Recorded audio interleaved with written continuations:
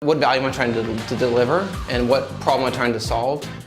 Welcome to Mark Cuban's Founder Focused, a show about the ins and outs of entrepreneurship, led by some of the successful founders Mark Cuban has invested in. Today we're talking with Dave Vasen from Brightwheel, a childcare app and software platform, and hear about how important it is to listen before you start building, and how his role as a founder has grown with his company. I'm Dave Vasen. I'm the founder of Brightwell. So I've actually spent most of my career in education. I did online learning with Cisco. I built the K-12 education team for Kindle. Worked at a startup called Alt School before this. And in all those situations was really focused on K through 12. And in many ways actually had my blinders on in terms of all the years in education that happens before kindergarten. And about 4.5 years ago when my daughter was born, all of a sudden was thrown into that world and realized just how much opportunity there is, frankly, to make the experience better for parents and then for the providers in the space who are just juggling and managing a lot every day without great tools. So he'd identified a problem, which is important. You can't start a company without having a problem to solve. But even with his background in education software, Dave made it a big point to really work with and get to know the people who would become the eventual users and figure out where their pain points were.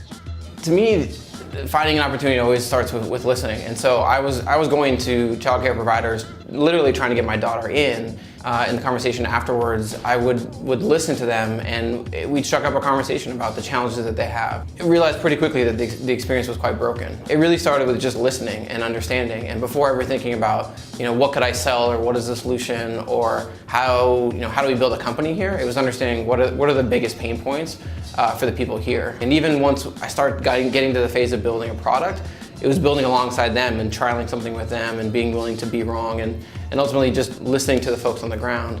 They understand their problems and their pain points, and it's when those two things come together, when you understand the pain point and start to think about solutions, that the conversation really starts to take off. The time he put in to understand people's problems before he went out to build the software paid dividends quickly when Brightwell saw some early and unexpected organic growth. Somewhat counterintuitively, Dave attributes that growth to the fact that he didn't really make growth a priority. The biggest thing for our growth has been obsessing about the product and the customer experience before worrying about growth or sales or marketing. Really was the key. We had this really unforeseen, unexpected organic growth, and it really was because we struck a nerve with people who needed this tool. There's some magic there when people are such believers that they're willing to recommend it to friends and family or colleagues or people that they literally run into. Word of mouth, I would say, is definitely the best form of marketing that you could hope for. So you've founded a company, and people like it. You're growing, you're improving the product and hiring new people. Everything is going as planned. But as the company grows and changes, so does the role of founder. And part of continuing to be a successful founder means you should always be looking to see where you can be maximizing your value on any given day. As a founder, I think early on, you have to kind of do everything. And you have to learn everything and figure out like where can you solve the biggest problem that day. And then as we grow, it's all about bringing in people that are smarter and more able to take on those challenges and own them outright. Yeah, the hardest thing about this role is that it changes all the time, and you have to be willing to try new things, to be wrong, it has to be just a get stuff done mentality of whatever the biggest problem is in the company at that point.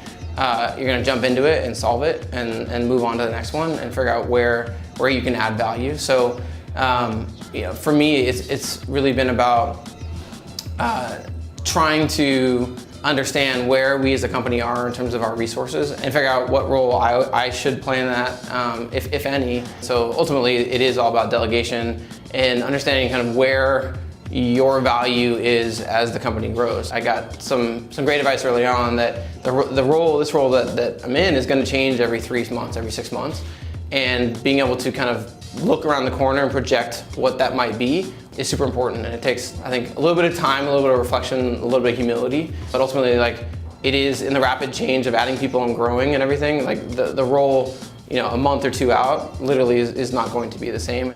The early vision that we had that there is a single solution, everything in the cloud, super easy to use, integrated, solving problems in measurable ways, all of that was unique. It didn't exist in our space. Had we unveiled that all at the beginning, it would have been probably too much to understand. We had that vision, and then it's just figuring out how do we track towards that. And so for us, it's having grounding in why we're doing this, and ultimately belief in what we're doing, because we give a lot of ourselves to this thing. And so I think knowing that we're building something of meaning to people is what really drives the team. Before you jump into building something, stop and get to know the people who will be using the product, and then start from there. And as the founder of a startup, your company and your role within it are always going to be changing. So be thinking about where you should be focusing your time and effort to drive the most value.